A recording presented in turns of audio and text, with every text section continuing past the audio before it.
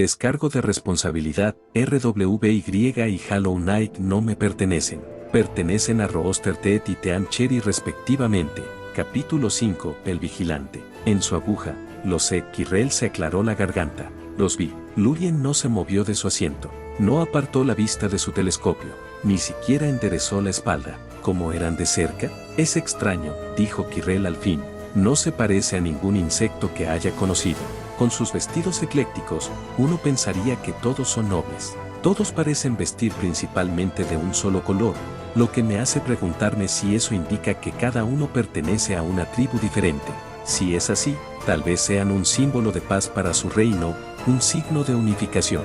¿Y qué pasa con la pálida?, preguntó Lurien. Ella, si no fuera por lo obvio, encajaría perfectamente en la corte pálida, pero tiene un clavo extraño, que puede prender fuego. Me atrevería a decir que es fuego normal, pero no percibo nada extraño en él. ¿Nada más de ella?, insistió Lurien. No. Kirrell se rascó la cabeza, curioso de saber por qué el vigilante estaba más interesado en la chica pálida. Podría preguntarle, si quieres. No.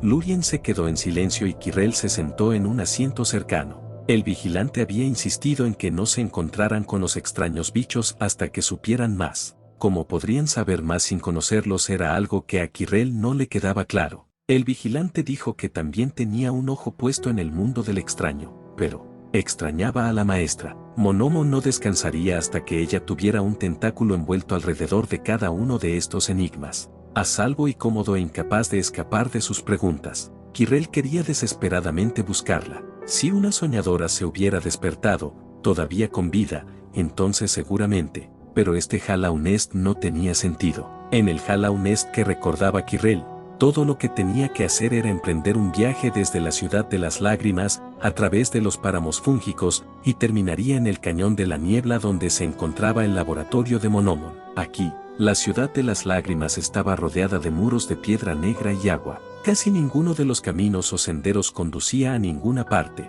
Tampoco era un simple derrumbe. Era como si alguien hubiera hecho una copia de la ciudad y solo la ciudad. Había pequeños caminos que conducían a la salida de la ciudad, pero al tomarlos, Kirrell descubrió que eran laberintos tortuosos que no tenían sentido, extraños y sobrenaturales, y conducían a lugares que no tenían sentido. No se podía ir directamente de la ciudad a los límites del nido profundo, pero Kirrell había hecho exactamente eso y había logrado escapar. Esta ciudad de lágrimas podría haber estado llena solo de fantasmas, pero lo que sea que haya creado este extraño Hollow Nest había mantenido al Deep Nest tan mortal como el real. Se han ido. Las suaves palabras de Lurien sacaron a Kirrell de sus pensamientos. ¿Lo han hecho? Sí, usando esa extraña uña hecha de sueños una vez más. ¿Qué habían hecho antes? Habían explorado la ciudad durante un tiempo, intentando interactuar con algunos de los fantasmas. Kirrell hizo una mueca. Algunos de los fantasmas eran más reales, pero ninguno de ellos reconocía a este extraño Hollow Nest por lo que era. Así fue como supo que el vigilante y Lem habían sido reales, mientras que el avispón que ahora estaba dando vueltas por allí no lo había sido. Se preguntó dónde estaba la verdadera Hornet y esperaba que estuviera a salvo. Sí, una vez había intentado matarlo, pero él no se lo guardaba rencor. Lurien el vigilante giró una perile de su telescopio, y el aire frente a la lente brilló con esos glifos de sueño. ¿Viendo el otro mundo?, preguntó Kirrell. Sí, por un momento. Kirrell estuvo seguro de que el vigilante permanecería en silencio. Para su sorpresa, Lurien habló en su tono suave. Su mundo ha vuelto a ser iluminado por esa luz naranja. Al otro lado del extraño castillo, la gente se pasea por allí. Y Kirrell no se perdió como Lurien se tensó. Y vehículos, como tranvías pero tan enormes, vuelan como un enjambre de Durando y Aluba hacia el castillo. Muchos en el suelo los miran fijamente. Kirrell apenas podía imaginar qué escena debía estar contemplando el vigilante. Algunas de las cosas que describía lo dejaban atónito.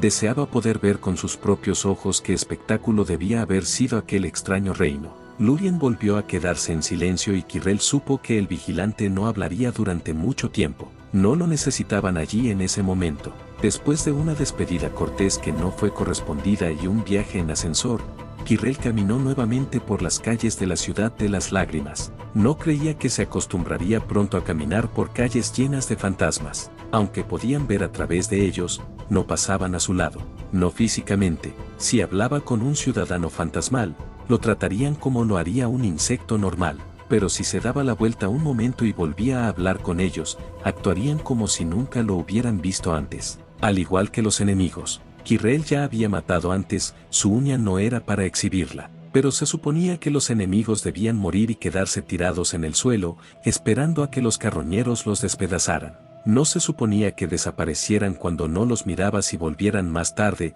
vivos como si no los hubieras cortado en dos. Este Hala-Unest podía llegar a la mente de un insecto si uno no tenía cuidado. Por eso, menos mal que parecía el fantasma del reino en su mejor momento, cuando las calles de Hala-Unest eran relativamente seguras. Quirrell se dirigió hacia la parte más rica de la ciudad, donde las guaridas estaban hechas de piedra de color púrpura oscuro. Los ciudadanos bien vestidos lo miraban de forma extraña, pero no lo molestaban. Los guardias eran otra historia, le dirigían miradas particulares y se mantenían un poco más erguidos, pero Quirrell aún no había sido detenido. Simplemente saludó cortésmente, sabiendo que los guardias no lo recordarían a él ni a su actitud despreocupada.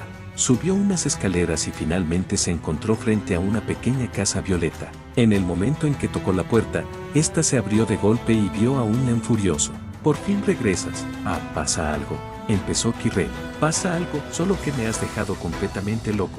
Quirrell se asomó a la casa y vio a su dueña sentada en su silla y tarareando alegremente, moviendo los pies. Eternale Militia se había llamado a sí misma cuando Quirrell y Lem la encontraron. El único otro bicho que habían encontrado aquí no era un sueño. Parecía tener sentido quedarse con ella. Lurien la vigilante había pedido muy educada y firmemente la soledad.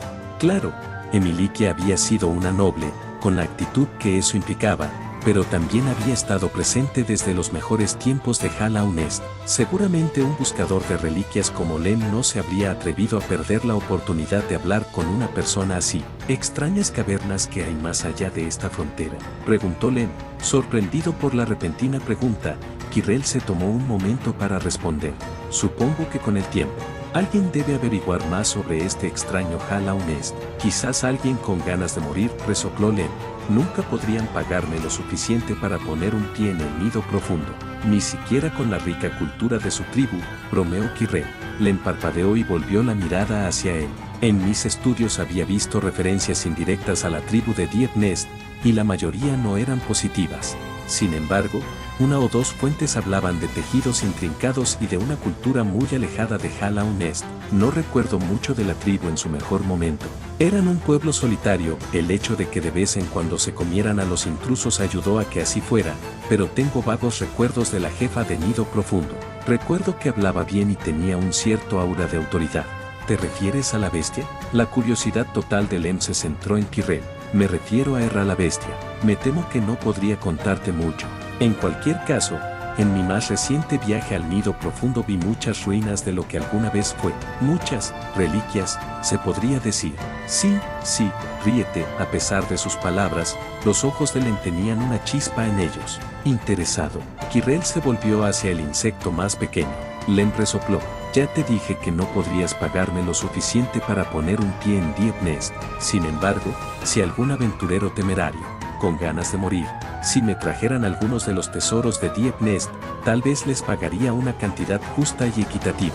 Ojalá tuviéramos conocimiento de un tipo tan aventurero». Punto. En contra de su voluntad, la mente de Quirrell se volvió hacia el pequeño insecto oscuro que encajaba perfectamente con esa descripción. Basándose en el silencio más hosco de lo habitual de Lem, la mente del buscador de reliquias probablemente se había vuelto hacia el mismo pequeño caballero. Antes de que ninguno de los dos pudiera iniciar una conversación sobre su extraño amigo, un fuerte ruido emanó de uno de los edificios, seguido de un murmullo. Lem dio un paso atrás y Quirrell mantuvo una mano preparada sobre su uña, con las rodillas dobladas. «Hola», gritó Quirrell con voz alegre a pesar de estar dispuesto a destrozar algo en pedacitos. Hubo un momento de silencio, incluso la lluvia de la ciudad pareció acallarse, como si el mundo estuviera conteniendo la respiración. Y luego una respuesta: «Hola». El insecto que salió de la oscuridad del edificio tenía varias cabezas más altas que Quirrell, con una circunferencia que coincidía con la suya, con una armadura de color rojo oscuro y una capa gris esponjosa. La parte del atuendo del insecto que era más extraña era su delantal, salpicado de pintura. El insecto parpadeó, desconcertado. ¡Qué extraño! Podríamos decir lo mismo de ti, dijo Lem. Desde la oscuridad del edificio se escuchó una voz más familiar. ¿Eres tú, buscador de reliquias? Un viejo escarabajo barbudo se acercó al pintor, levantando una ceja. ¿Un herrero?, preguntó Lem. Quirrell levantó el brazo con amabilidad. Saludos, Nailsmith, ¿qué te trae a este extraño Hallow Nest? El insecto rojo y el herrero se miraron antes de volverse hacia ellos. Así que tú también te das cuenta de la ilusión bajo la que estamos. No estoy seguro de que sea una ilusión en el sentido común. Estamos trabajando para descubrirlo, admitió Quirrell. Entonces quizá deberíamos averiguar todo lo que sabemos, reflexionó el insecto rojo. Quirrell asintió. Una buena sugerencia, señor.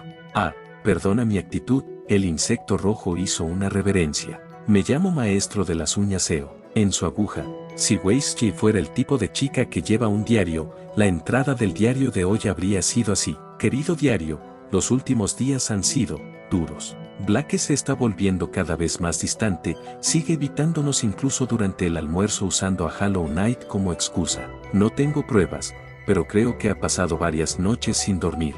El tonto imprudente se ha centrado por completo en el colmillo blanco. No es que el colmillo sea un asunto de risa, pero, bueno, un grupo terrorista interreino no es el tipo de cosas con las que los estudiantes de primer año deberían tener que lidiar. E incluso si pudiéramos, parece que se han vuelto clandestinos después de nuestro último intento de ayudar.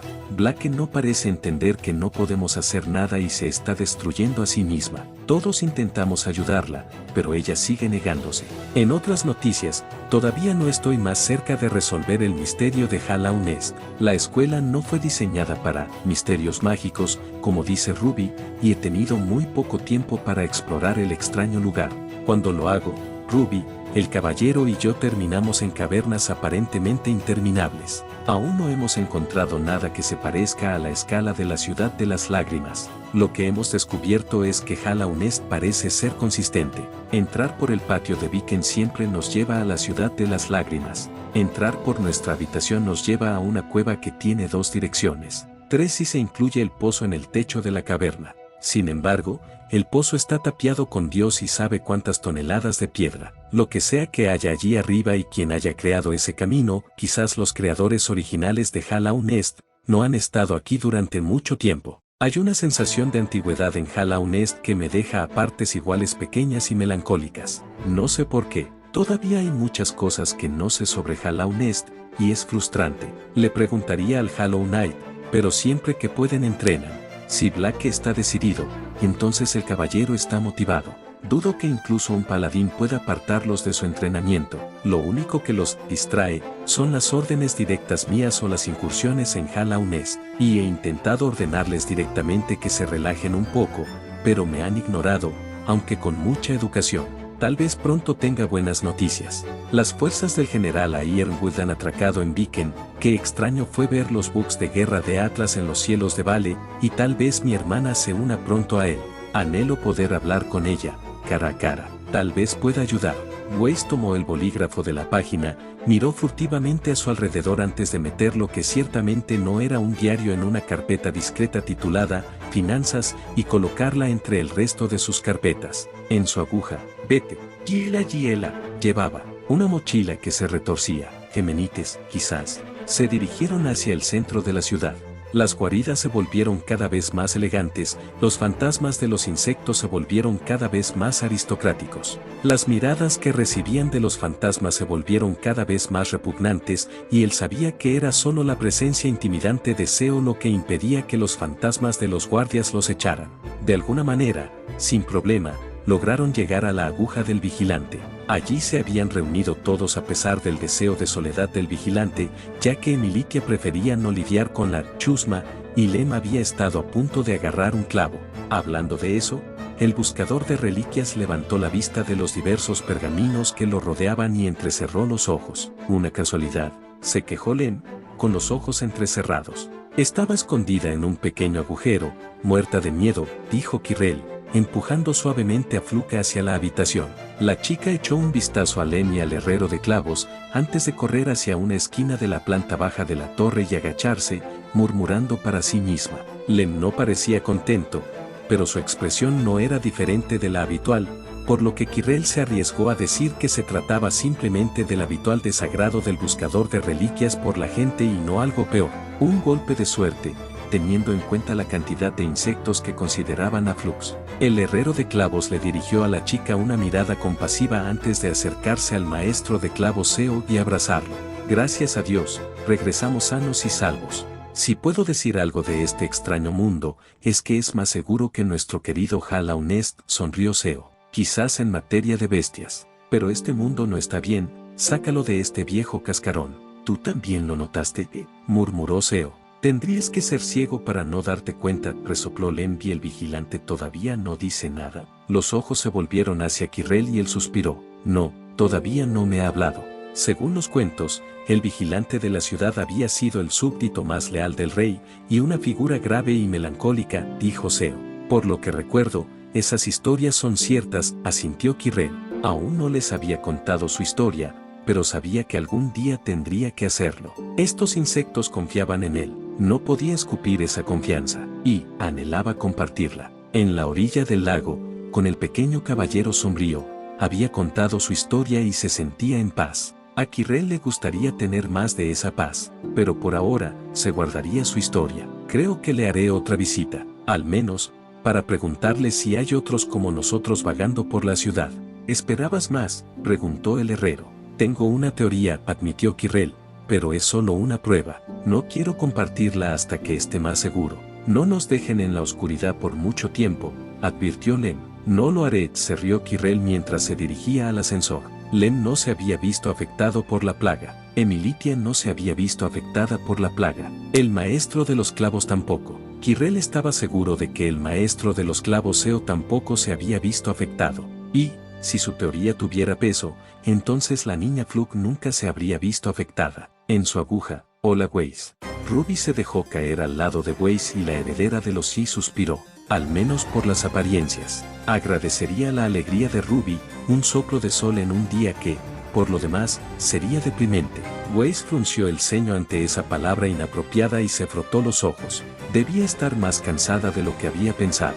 ¿Qué estás haciendo? Es la planificación del baile, dijo Weiss. El baile del Festival Vital, un sello distintivo y un pilar del Festival Vital, una celebración de la variada cultura de Rene. El hecho de que el baile fuera muy distinto a los bailes formales de Atlas y la mansión Shi fue simplemente la guinda del pastel. Weiss estaba extasiado por haber recibido esta responsabilidad del director. Ojalá no hubiera sucedido porque el equipo CFVY se encontraba en una misión de duración prolongada. Esperaba que su equipo superior estuviera bien. Parece que has estado aquí durante horas, dijo Ruby, estirando los brazos sobre el escritorio y ladeando la cabeza con curiosidad hacia Weiss. Sí, lo he hecho, admitió Weiss, resistiendo el impulso de pellizcarse el puente de la nariz. Ahora Ruby le estaba dando una mirada de decepción. No debería haber funcionado tan bien en una chica 2 años menor que ella, especialmente porque Ruby hacía pucheros cuando estaba decepcionada con alguien. Hay mucha planificación involucrada, se defendió Weiss. Supongo que es por eso que generalmente se lo dan a un equipo y el equipo CFVY ya ha hecho gran parte del trabajo. Simplemente tengo que darles las gracias cuando regresen.